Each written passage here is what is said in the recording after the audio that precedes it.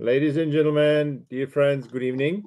Hi, everyone. Uh, so today we broadcast again as tradition on LinkedIn and YouTube. If you would be so kind, if you are connected already, if you can put in the comment line that you can hear us and see us. We can see some of you already. There are some people. I will, check my LinkedIn on. Mika Oh, is here. Good evening, my darling. we have Good our evening, our our darling. dearest Good friends, evening, our darling. our dearest friends here with us tonight. Oh yeah, absolutely. No, it looks like LinkedIn works. You can see it Perfect. here. Perfect. So if somebody from LinkedIn can put also in the comment line that you can see us and hear us, it looks like the YouTube is working. And And while I we're see waiting, like 14 people already on LinkedIn. So let's fantastic. uh, let's kick it off, and I hope that technology is working. So Fingers crossed, you never yeah, know. But I was just going to make a quick comment that people always know when I'm back in my home. Apparently, oh, it's on this side. The cat in my corner is apparently the most popular thing I have on my bookshelf behind me. So everyone always knows when I'm back in Switzerland. They're like, the cat's back. All right, we've got someone on LinkedIn here saying they're here, they're ready. Thanks, Edward, for always joining us and chiming in with your thoughts. Today, we have a very interesting topic because, Jan, we got to this at the end of our last session together where we right. started going, oh my God, if you're working in a toxic environment, it's, you're short term, you're looking at next quarter's profits. Did you hit your goals only now? It's not sustainable. It causes people to do maybe gray zone / illegal things because they just think I'm going to make it up in the next quarter, it's all going to work out in the end, right? This is what happens when people start making changes to their books. I'll make it up in the back end and we'll figure out how to fix it later. It can become very toxic. It can become very detrimental for your physical health, wearing you down, working 24 hours a day. Mental health, oh, there's a crisis around every quarter. Emotional health, like what is happening here? Am Yeah. I the person that I want to be? So being in these toxic environments, in these short-term environments, in these stressful environments, is really starting to wear people down. And a lot of people thought, oh, we'll get through COVID and we'll have our nice relaxing break and we'll recover. Didn't happen, right? After COVID, it just came recession, layoffs, more uncertainty, faster pace of work. Things are not going to slow down. So, of course, the big question that we're here to answer today, that everyone who's joining us wants to know, if it's not going to slow down, what do I do? How do I cope with it? Because what I'm doing right now is probably unsustainable for a long term career. So, I'm excited to have a chat about this today. I'd love to kick it off with you, Jan. What are your thoughts? Yeah, perfect. I think there are a couple of things which you cannot influence. I will still mention those things, but it's good to be aware of those things, right? The way we measure today progress of the humankind, it's like the GDP and all economical things. GDP itself, it's very questionable measurement of economy because it's in the global economy. It's hard to measure, GDP. That's number one, right? The way we measure GDP, like we need to grow all the time, all the time. We need to grow. In fact, there was a study in my country. They did a study. They said, well, Czech Republic is the worst one from the OECD countries on the real wages. The real wages drop down. Okay, but listen, but they figured out that people will still be, even though it's dropping down, our level of the quality of the life will be on the level of year 2018. So we're going 4 years back. All right. Yeah. And 2018 was a pretty good year. Come on. I was going to say, it was a great year pre So that's COVID. that's one example. And I appreciate people may say the energies are very expensive and so on. It is true. On the other hand, we are pushing, like everybody's pushing, grow, grow, grow, right? Which I think it's important in economy. The way we measure companies, it's even worse. We measure them on the quarterly, earnings. You mentioned it, right? and it's like push for very short-term behavior, especially during the tough times. You don't have like cushion of the money or whatever. Majority of the companies, they don't have it, right?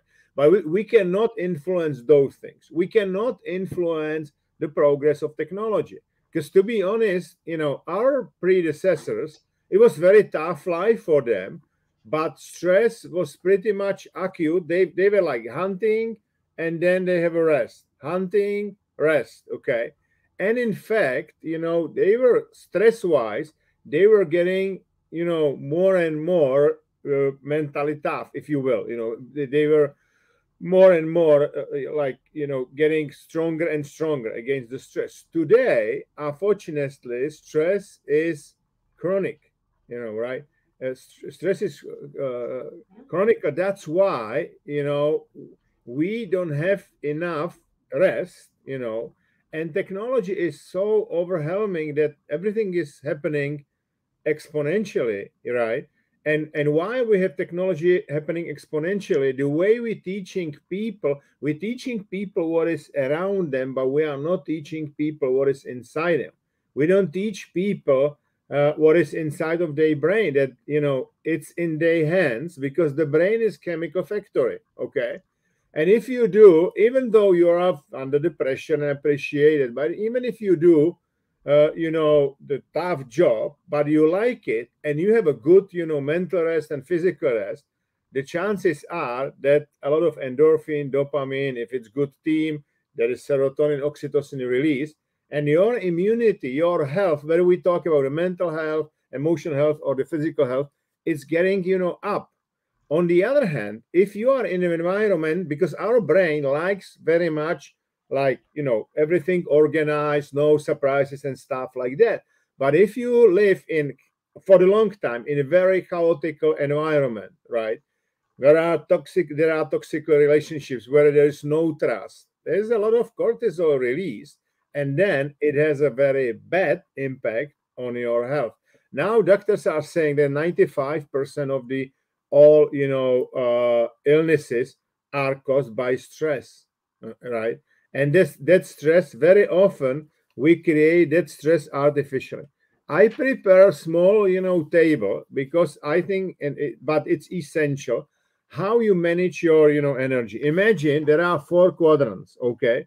There is a low energy, high energy, there is a negative energy, positive energy, okay. Low negative, it's pretty much depression. You are already down, depressed, and so on. Negative high is anger, and from time to time you are in the anger, but if you are here for a very long time, chances are you will drop down here, okay. Then there are two better quadrants. Low positive is basically rest, and high positive, it's optimal. Give you some examples, right, from tennis. McEnroe played majority of the time in this quadrant. He finished when he was 31 years old, and he got some issues with the drugs and stuff like that, even though he recovered and he's now fine. Agassi played majority of the time here. He finished his career when he was 38 years old, so 7 years more, and you will see it probably with the Federer and others. So this is it. So but the ideal scenario is when you have like very high energy, you consume energy, then you have a rest, and you go among between those two quadrants, right? Sometimes it's necessary to be here, sometimes, right? But we should avoid this quadrant. And unfortunately, if we are there's too much stress and too little rest, very often it's depression here, it's burnout and stuff like that. So I think this is key, and this picture is in your hands. It's up to you where you will play, where you will live your life, okay. It's absolutely up to you. I was majority of the time here, okay, but I was not enough here. That's why I ended up when I was 50 years old here for 6 months in the mental hospital, right? With the deep depression. This is it. So it's necessary to have enough, rest, right? So because in sport, the recovery is part of the process. In business, very often, especially managers are saying, well, I'm not the wimpy guy, I'm not the weak guy, I don't need that much, rest, whatever, I work all the time, 24/7, I'm always ready. And I mean, I was stupid like that also, but at the end of the day, it's your energy, whether it's physical energy or mental energy, is finite. You need to renew your energy. That's the message, right? And obviously it's your decision whether you will stay. If there is a toxic environment where in your workplace, and it's like on continuous basis, it's up to you to make decision to leave it. Otherwise, it will kill you. At the end of the day, this will kill you. And not like in kind of the literal sense, but in the real sense. The stress, if the stress is there long time, and long term, it's killing us. Okay, so that's kind of the kick off. What I'm saying, that a lot of people are complaining, hey, I can't do it because of that. No, no, no, it's this is in your hands, because you are a manager of your energy. You are in fact general manager of your energy. Nobody else can say, hey, now I will have a nap, or now I will meditate or do something else. I mean, in the other part, I will talk about four energies, and maybe I prepare something about the mindfulness also. So Oh, good ones. You're very yeah. well prepared today. So any Well, comments, and from you, Lisa, any comments, or from our friends on the call? yeah, also, we love to have you interacting, writing comments in. What I would say is you've hit on so many key points here, and I want everyone to start to realize, although it seems like being short term and under stress, it seems like you get results because you get things done, maybe you hit your numbers, Yeah, but you're starting to see the downfall of people who are playing way too short term, right? We saw it when WeWork was happening, but really right here today, you open up a newspaper, go look at what's happening at Disney, right? The CEO has left, the former CEO has come yeah, back. And why? We don't know exactly, but there's conjecture. There are guesses that the CFO has said, hey, I'm not sure that the bookkeeping was really legitimate on how you started to put budgets towards the Disney Plus. You actually had a lot more losses, but you tried to cover them up by putting them into different budget lines over right, here and here. In the summer at Disney, the board said, we believe this is the right guy to continue for the next 3 years. We're going to make his contract really long. They really had the yeah, confidence. yeah, And something happened between then and this last quarter. When you're playing in the short term, he probably thought, I don't know, this is just what's sort of currently being guessed at. He probably thought, I'll cover that so it doesn't look so bad, and eventually we'll get to profitability and nobody will know the difference. That when we make bad decisions because of the pressure and because of the yeah, stress, worse things happen. So what we don't want to do is let that stress get to us. Look at what's happening in Bitcoin. I won't go through it, but FTX is crashing. All of Bitcoin is crashing. The whole system is lost because people made decisions where they were borrowing in places that they really shouldn't have been. And the whole system collapses when absolutely. it's not built sustainably and properly. We're going to see more and more people who are just going to explode unless we are starting to realize we need to build our companies sustainably, not environment wise, but just making sure we have the right structures in place. Investors are now saying, hey, you have to be profitable. No more just leapfrogging your growth and then you're worth $1 billion. Now you have to show profit. We want to find real numbers. Right? So we're starting to see the switch in the financial systems towards saying there's got to be, although there's short, there's got to be a balance with something long term. But you brought up the important point. That's great in theory. That is so great until your boss comes in and says, what are the numbers? Until the shareholders come in and say, your stock's going to crash if you don't give us the numbers. So what do we do? Right? That's really at the heart of the question. We know the pressures. We know the reasons why people do short-term thinking, why they feel the stress. But the question is, how do you stay grounded? And so whatever shitstorm's going on around you, you can stay calm. Pressure does not have to turn into stress. That's what's within your control. And that's why I love, Jan, the chart that you had there. Okay. When you're in a high pressure situation, you can be angry, scared, play the victim, be nervous that your reputation is going to go bad. That's a terrible state to be in. Or hopeless, I give up.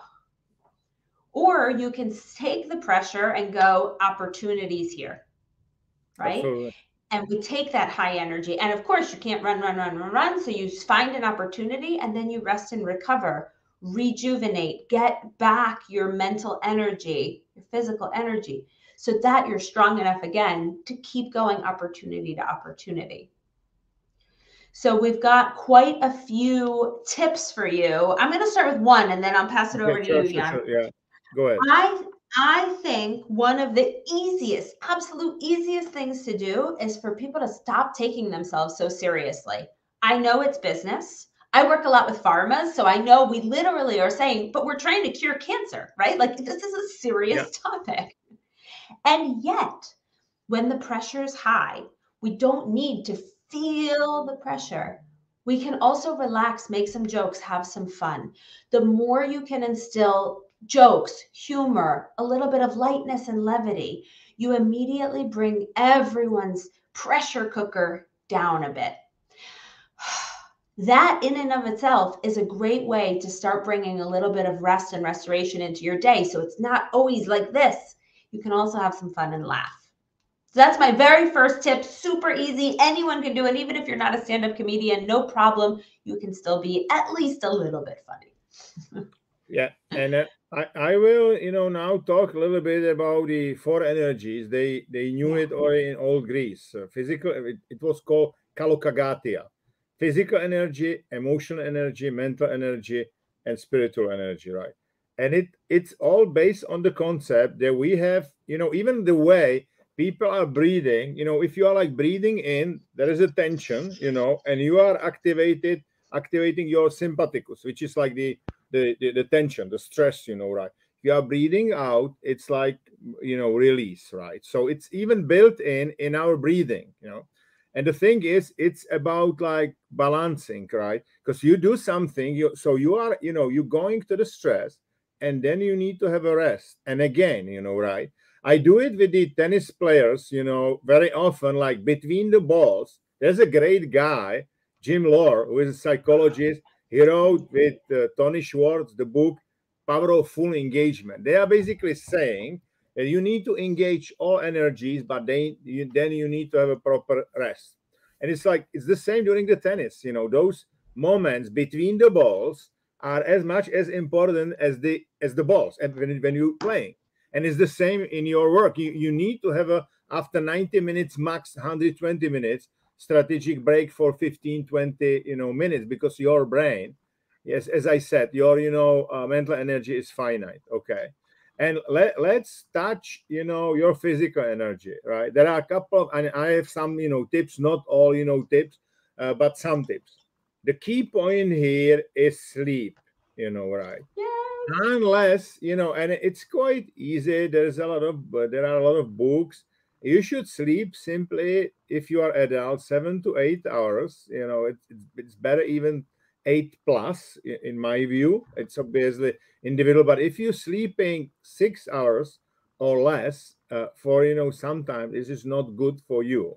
And a lot of people are saying 4 hours, it's enough for me.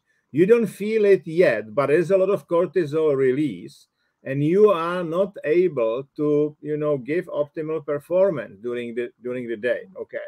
Now, why sleep is so important? You need to have a rest for your body. It's about physical energy, but it's also about your mental energy and your ability to learn, because we sleep in 90 minutes chunks, periods, where there's the deep sleep is represented there, the light sleep, and the REM, which stands for rapid eye movement, when you are like blinking your eyes, and you basically this is the time when we are dreaming. Okay.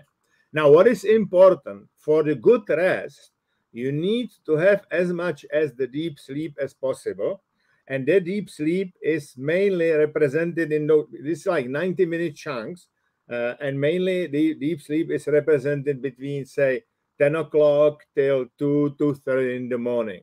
In the morning, usually, if I will show you from my Aura ring, my like the standard sleep in the from 3 a.m. on, there is almost only REM, right? Rapid eye movement.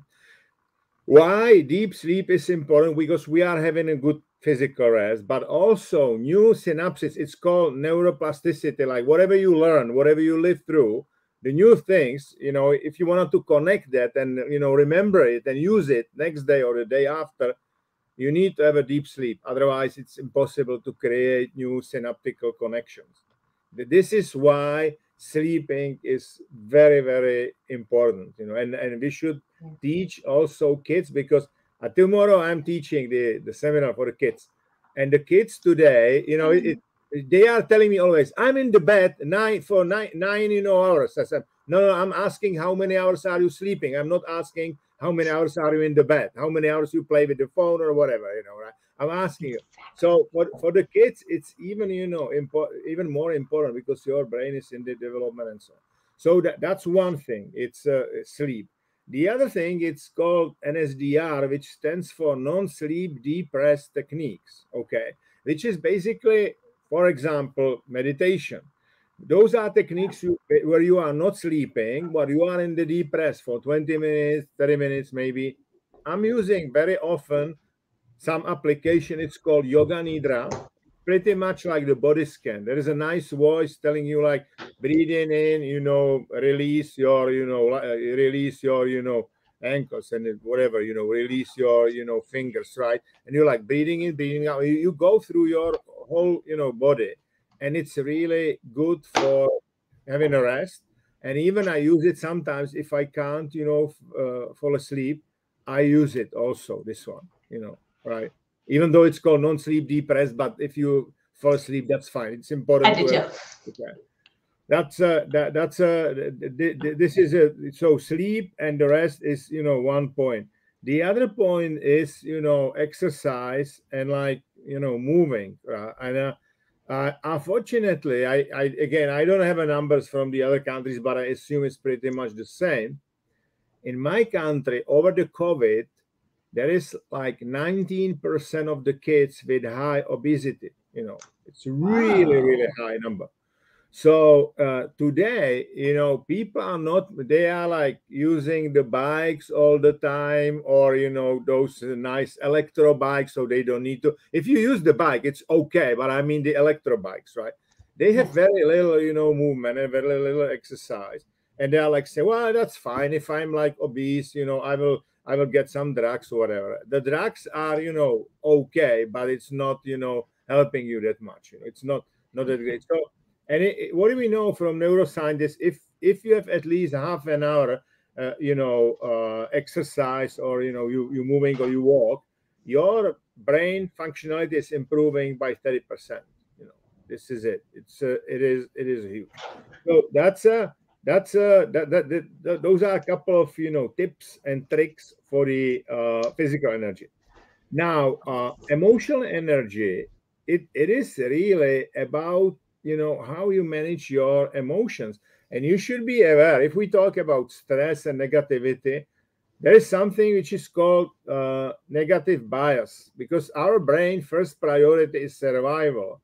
So your amygdala is basically scanning whatever is, wrong around you, or potentially wrong. It doesn't, because amygdala thinks that everything is fact, right? Whatever thoughts you have, amygdala automatically say, oh, it's a danger. Okay, that's why you think negatively, and that's why there are a lot of, negative emotions. So it's good to, like, stop and ask yourself, why do I think the way I think? And as Lisa rightly said, breathe in, breathe out, get into the present moment, and ask this question, right? Because then you can, because once, you should put your emotions in the bigger perspective. Because, for example, the I tell you what is negative bias. If your brain is not trained and you did 10 things very well that particular day, and one thing you made some mistake, your brain in the evening goes around and around that particular mistake. This is it. That's how our brains are working, right? But Unfortunately. if you will do like zoom out and say, hey, I did 10 things, very well. It's called act of gratitude, in fact, in psychology, right? You put a couple of things which are going very well. You will have a very different, perspective, right? So those are two. The I will, tell you on the mental energy about mindfulness, later on. I have some from the John Kabat-Zinn, who is like the father, the father of the modern mindfulness in the U.S. So I have a couple of points from him. So What do you? great. Jan, we have some Yeah, nice absolutely. I will. Yeah. notes here if you want to Two bring more. them Yeah, up. two more. Anything less than I noticed that the effect, although Of sleep. HIV has correlated, absolutely, yeah, yeah. Tuomo is my friend from Clubhouse, and absolutely because it's all measured. And if you are, I mean, and even I tell you what, Tuomo, yesterday I had like dinner at 8 o'clock, and it immediately reflected the quality. It was still my sleep was good, but I'm used to have optimal sleep, like 90 points from the aura ring. Wow, that's good. And you have also the heart rate variability. You can see it, and your heart rate will drop. Usually, it's dropping around midnight, whatever. If you eat too late, which is not good for you, right? Sometimes you need to do it, right? Then it's dropping down like 3 at 4 o'clock in the morning, and your score goes down immediately, right? But it is good. Again, I'm not, like influencer, promoting it, but it's a good stuff, right? I know I will now buy my new watches from Apple. They have a really some good watches that you can measure EKG even and stuff like that. But it is But good, especially like in my age, like over 50. I'm now 60. To measure the quality of the sleep and those things. Absolutely. I think that's the key here, Jan, is what gets measured gets done. But Exactly. sometimes we just focus on work or we focus on family and we forget about our health. And just getting an Aura ring, a Apple Watch, what a Fitbit, that Yeah. it could be as cheap as $100. But if once you start to go, oh, my sleep is terrible. Oh, I got that reminder that I should be going to bed now. Right? I have a bedtime reminder on my app. And even though I know it goes off at 9:30. Even though I know at 9:30, oh, I should start to get ready for bed. As soon as I have that reminder come up, I'm like, oh, I feel a little guilty, and I start to really wrap things up. Set yourself up for success. I track for my 10,000 steps, for example, right? Sure, Like absolutely. anything you can do to bring it top of mind for you means you'll put 21,000. a. You 21,000 did? today. I I had was to catch running up. and I'm walking. I'm walking in the center of the Prague. I'm walking. I did today like 20 kilometers. I was running 10K in the morning, and then I'm walking. I'm walking all the time. All right. Message received. I will run 22 tomorrow. No, it's look, come on, maybe we are crazy, Lisa, but it's good to have some move and to have some Yeah, exercise. Absolutely. And don't exactly. don't feel guilty. You know what? When I was like 40 years old or even 45 years old, I felt like guilty to have a, sleep, to have a nap after the lunch. Today, like whenever I can, I have a nap. Absolutely. Like 20 minutes. And then I'm much more productive, yeah, right? It's good. If it's more than 30 minutes, then usually like sleep, sleep is still, but if it's like Agreed. 20 to 30 minutes, it's okay. I did my 15 minutes today. And I'll also tell you, for example, my sister who has 3 kids and works a full-time job, and we were dealing with my mom's health issues, and she was feeling really stressed. And I said, please go outside, take your headphones, nobody around, go for a walk, get out, Yeah. get some exercise, get some fresh air, get some nature, and have nobody asking you for anything. And she was like, oh, I can't, I feel too bad. There's so much to be done. And I said, no problem. When you get back, you will be restored and you'll be able to do it. Staying home and being angry and yelling at kids doesn't help anybody, right? Exactly. So we have to keep in mind that it's not selfish or you shouldn't feel No. bad for taking time away. You're actually doing a great benefit for the people around you, for your work quality, for everything, if you take these mini breaks. No, it's the athletes I have are really like top guys, and all of them they sleep after lunch. They sleep simply, even not Yes. sometimes for more than 1 hour. I must say. But again, build it into the But this recovery, is, I right? mean, yeah, I think it's fine. So Edward wrote some, contribution here. If one has competencies and responsibilities that corresponds to the job, one can manage a certain amount of stress well if you sleep in a meditation sport and etc. Absolutely, friends. This is very important. The social part is really important because one can delegate, contract, etc. If you have a job without these possibilities, and have to carry out orders without the corresponding competency. Absolutely, yeah. This is it. That's why I always share with the people that the best teams are those teams when they are like complementary. When my talents are of covering Lisa's weaknesses and the other way around. So there's a lot of synergy, and we are inspired because there is a common vision. We really believe in the common vision, right? We believe that we can, me and Lisa probably, we believe that even though we never talk about our common vision, but we probably believe that we can unlock human potential and make the world a better place and stuff like that, right? Absolutely. Yeah. Absolutely. That's a sure. Because we met, I don't know where we met. We met at the Harvard, coaching Yes. institute. Yeah. I thought, and then Clubhouse, and then we started to do this one. Yeah. Exactly, but that's it. There has to be social elements. So there's actually a tool called the Wheel of Life, Yeah, and you look exactly. at all these different elements of your life, right? So some of it is career, but by the way, career is just one piece of the pie. Yeah. And then there's, romantic relationships, social life, including family and friends, financial well-being, hobbies and interests, right? There's a whole thing around your life, and health is obviously one of them. And so often for people who are achievement oriented, who get their sense of identity, power, ego from being successful, they're willing to put everything else aside. There's a reason that many CEOs, for example, successful, C-level people, are divorced or unhappily married, or they've neglected some things in order to put this forward. And what we're now realizing, because we have more of the science, what we're now realizing is actually putting time into healthy relationships makes you better at the job.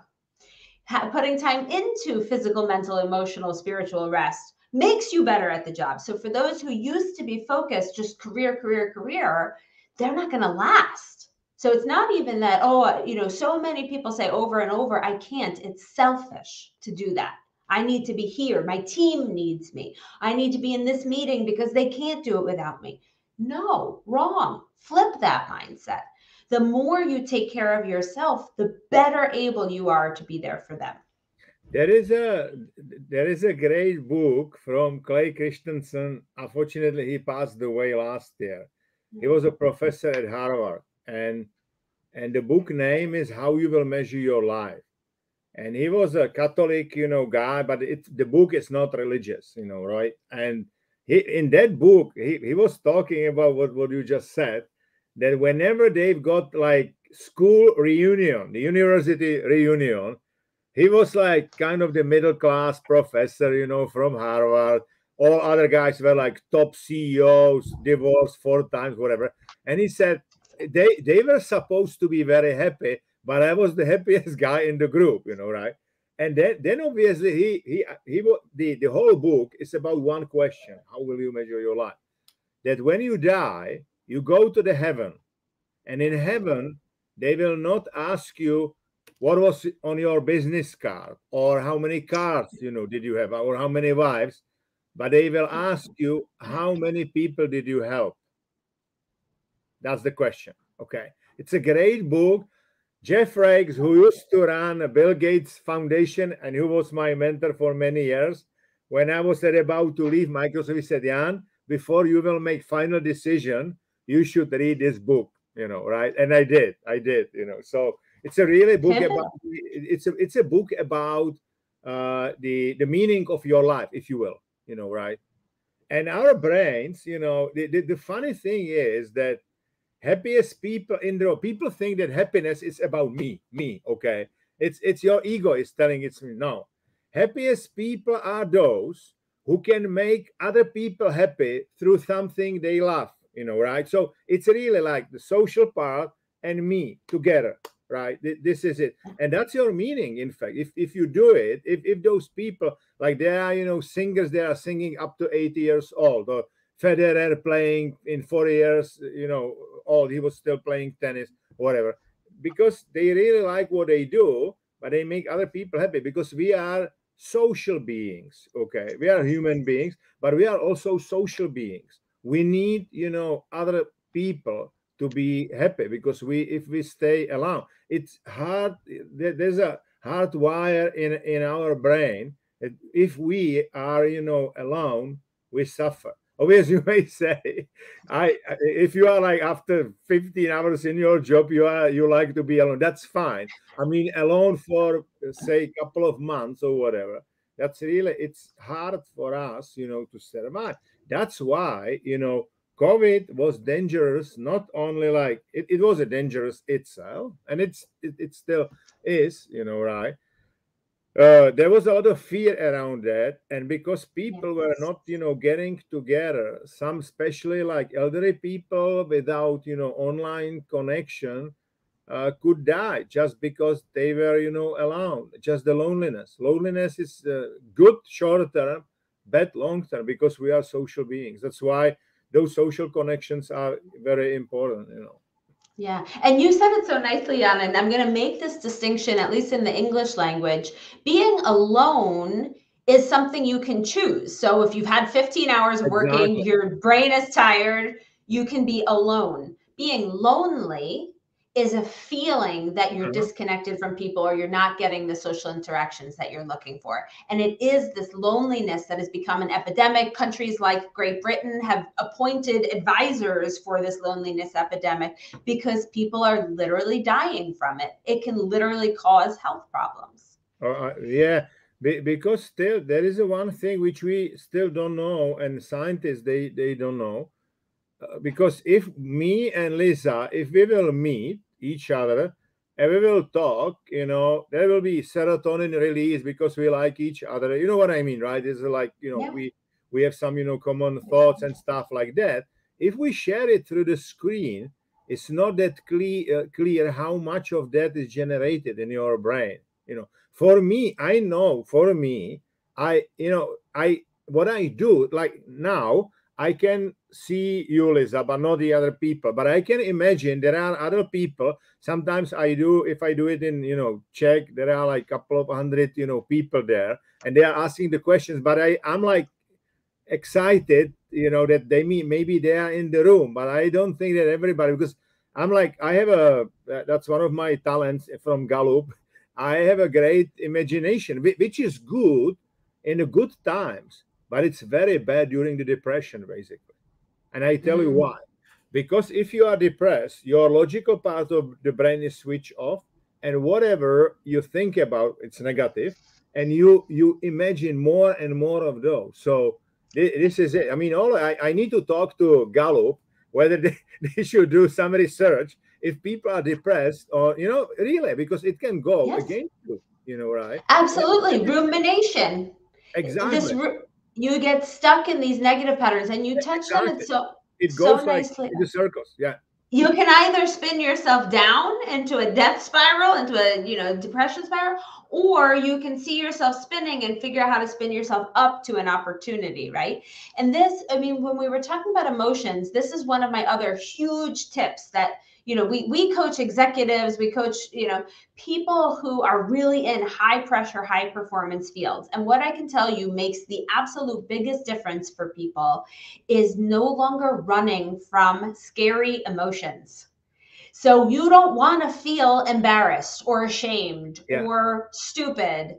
So what will you do? You'll hit that anger category. Well, it was their fault, or I'm going to double down, or you're scared and you go, oh, I have to work 10 million extra hours just to make sure I don't make that mistake ever again. But all of that fear is running through your body and is the wrong kind of energy to be fueling you. So Exactly. instead of letting these negative emotions, people run from them. It doesn't feel good to feel stupid. I get it. I don't like feeling stupid. There are moments when I do stupid things, right? So you have to face the emotion. You don't run from it. You don't ruminate and spiral yourself down and say, oh my God, that was the worst thing ever. And I was so stupid and I can't believe it. Neither one of those two things is helpful. What's helpful is you look at the emotion and you say, what I'm feeling this, and you have to name what you're feeling. And then you have to go, what's the message it's trying to tell me? And you mentioned Jim Lohr, so I'll use his example. He says emotions are like a telephone ringing, and you Exactly. have to pick it up. That's a good comparison. Yeah, don't ignore the phone ringing. If you're in the middle of a tennis match, you pick it up and you say, I'll call you back later. Message received. I feel frustrated that I didn't hit that ball. Got it. I'll talk about it later. Right now, let me be mindful and in the moment. But you always pick up the answering phone, the ringing phone. You always answer it. And you work with your emotions. Do not let your emotions run your life. Not because they spiral you down and not because you're running from the feeling of them. Like a problem comes up, I have to solve it. I get too nervous if I'm not solving it. Yeah.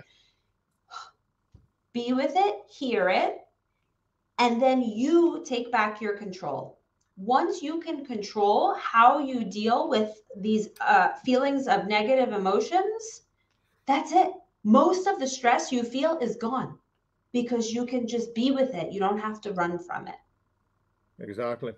And there is a you may remember, Lisa, once we've got a as a speaker on the IOC, Lisa Feldman. She is a Yeah. great, working with the emotions, and she basically she started to challenge based on her, scientific research. She started to challenge the thinking. Like a lot of people still think that emotions are like hard, wired in your brain, and it's not true. Emotions are created based on what's going on, right? And I have another, like mind blowing study what I did with the U.S. Navy. Mark Devine is using this, right? Because he's saying that like each and every situation you are, giving some, name of that situation on your, own, right? What they did, they were like two groups of the soldiers facing the same situation, okay?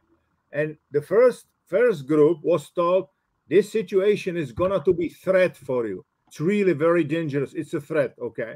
And the other group was told this situation is going to be challenged. You need to fight, but it's going to be challenged. And what happened, they measured what kind of the hormones are created. If you think it's a threat, cortisol is released and your performance goes down, right?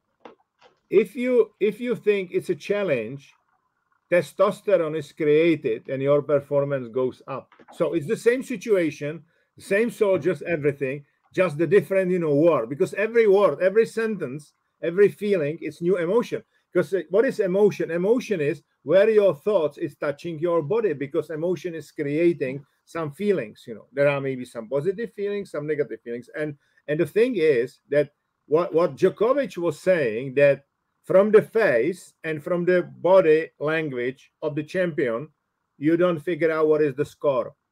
They are still the same. It's like poker face and the same, And this is it, right? Because there is a one thing what I call a score in your life. It can be sports score, it can be score in the business, whatever. But the score you have in your brain, the mental score, it's in your hands. Those chemicals, how you will perceive it, it's in your hands. Absolutely, right? This is what people don't get, Jan. I think this is the heart of what we talk about in all these sessions over and over. We basically tell people, here's how your brain works, and here's how to hack your brain so you Yeah. can make it do the thing that you want it to do. It's actually very easy. It takes just a little bit of stopping that autopilot. Stop, choose. Yeah. And the more you do that, by the way, the easier it gets. These are very simple hacks for how to work with your brain. So, again, Jan just said, set the context. This is going to be hard. Okay. Girls aren't good at math. Okay, now I'm going to go take a math test. How am I going to feel when I'm going in? Oh, it's going to be hard for me. I'm not good at math, right? If you set a different context, and I told you my golden question, what's the opportunity here? What can I gain from here? What can I make happen from here? Who can I help from here? How is this related to my greater purpose, right? As soon as I can get out of a context that someone else has set for me, this is hard, this is impossible, this can't be Exactly. done. Lisa, you're too young to be an executive coach. We're looking for a white-haired male like Jan.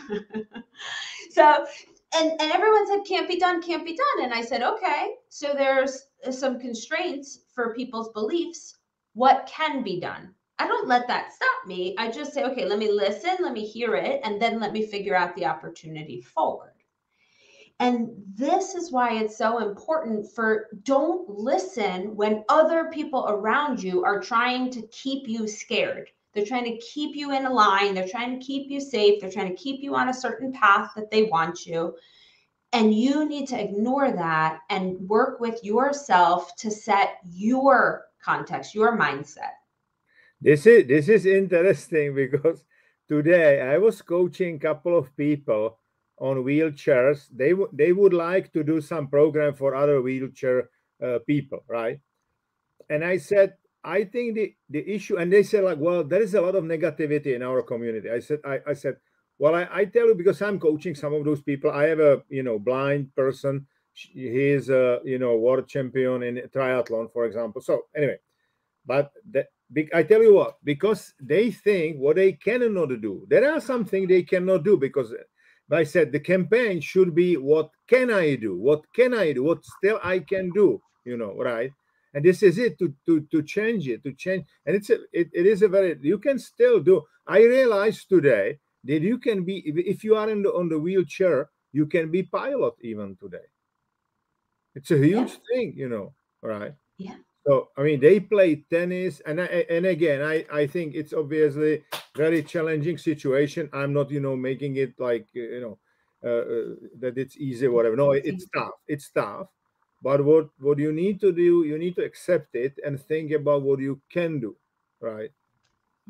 Even there's been a movement for not no longer calling it disabled because you're focusing on what Yeah. they can't do, and now it's starting to be called differently abled, Okay. and you Different. just focus.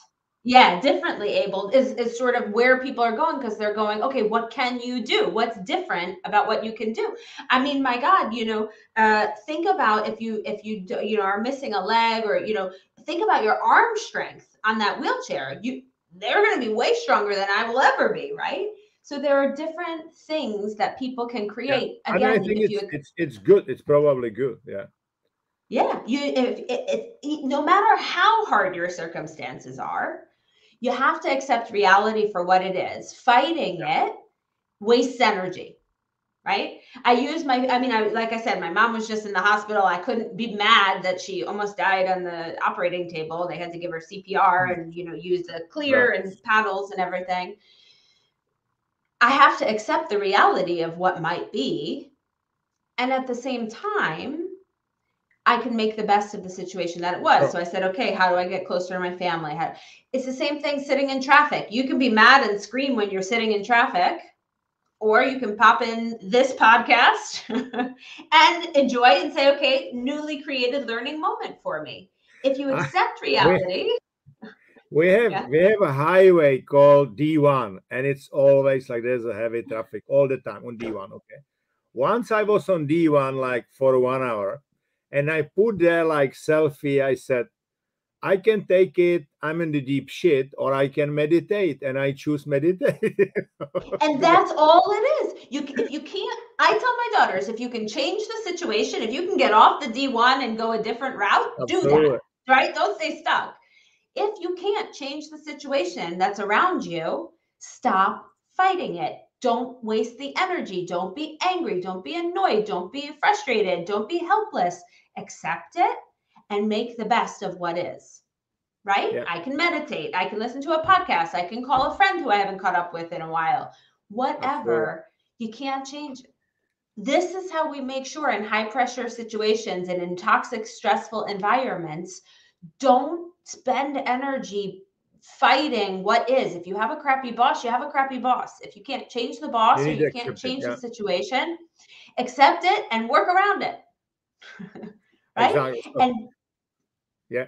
Go ahead. Go ahead. I just was going to say, just to finish that thought, there's one other thing that I feel like is really important is the way that people used to define resilience was like willpower and grit and hard work. Look at me, I get punched down and I Yeah. get back up. But that is a very energy intensive way to be. If you have to use willpower all the time, you know this. If you haven't slept that well, if you've made 10,000 decisions, by the end of the night, you're eating the chocolate cake that you promised you weren't going to be eating because willpower is a very finite resource. It's very energy intensive. Absolutely. So the better thing to do is just redefine what resilience looks like. So it's not just willpower and grit. Yes, in the short term for small things, great. But in the longer term, it's about being conscious and creating habits. Stop, think, set yourself up for success. Have the aura Yeah. ring, set your bedtime, right? Put healthy foods in your cabinet. Minimize willpower and maximize those habits and all the stuff No, it's around you that it automatic. can Yeah. naturally flow. Because your brain likes really like plan and order, right? That's why the habits are working very well. So I promise you to speak a bit about the mindfulness. For some Yes. people it sounds too spiritual. So I call it sometimes total mental training, which is like for the managers, but it's still the same. Okay. What is mindfulness or total mental training? It's basically being in the present moment and not judging what is going around you. Okay. And that it is very good for your mental health. And there are a couple of things from John Kabat-Zinn, who is now over 70, is a professor. He's spending some time with people like some Buddhists and some other like professors, and really studying the human mind, and even spend some time with Dalai Lama, right? So there are a couple of tips what you can do to be like mindful. The first thing he talks about, it's beginner's mind, that it's always good, especially like if you are in the forest, if you are in nature, to look at the thing like, hey, I see it for the first time, or maybe you can look from the different angle, right? And I always try, if I'm, for example, running, I always try to find something new which I did not realize so far. And it's like it is like you are here and now. To be in the present moment, it's very important, because then even if for your like optimal performance, because if you are 100% concentrated, that then only you can use whatever you have in your long-term memory, because if you are not concentrated, you will not perform well, right? So see thing as for the first time. The other thing which I would add, on my own experience, I watch very often, kids, especially small kids, what they are, doing. They are really very smart, and they are all the time in the present moment.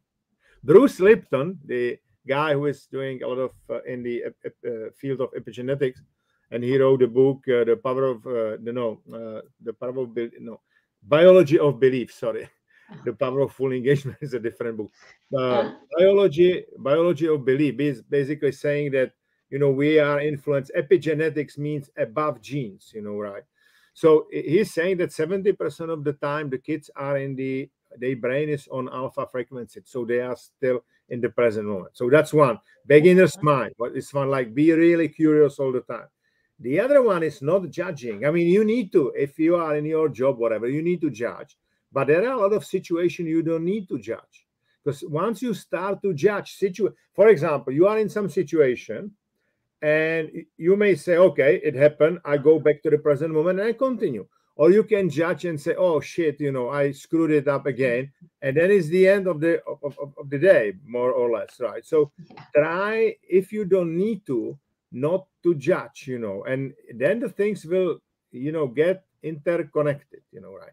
The other thing he's talking about, it's like acceptance, that you need to accept what happened, whether it was good or bad. You just need to accept, learn, and move on. Okay. The other thing, and Lisa touched it, it's about like trusting yourself, because I cannot imagine that you will build trust in the other people unless you can trust yourself, right? You really need to believe, hey, and it's, you talk about your, breath and, body and so on. So you need to believe that, and, self-confidence, it doesn't mean that you will be successful. No, self-confidence means that you will, perform at your best in this particular moment. Okay. The things are, maybe tomorrow you will be even better, whatever, right? But you cannot influence performance of the other people or the people who are on the market, right? You can No. influence only your performance. That's what Stoics were, talking about. So the trust in yourself is another, thing, right? Then the patience, a lot of people think that I'm always saying that you cannot go to the success by elevator. It goes by stairs, step by step, and sometimes you stay at some stairs, have a rest, and then you continue. So you need to be patient, and especially people, because the progress, what we know, what Professor Erickson talks about, that very often, I give you one example. If you start to play golf, the chances are that at the beginning you will progress quite fast, but then you will stop and you will be frustrated, and then suddenly there is a breakthrough.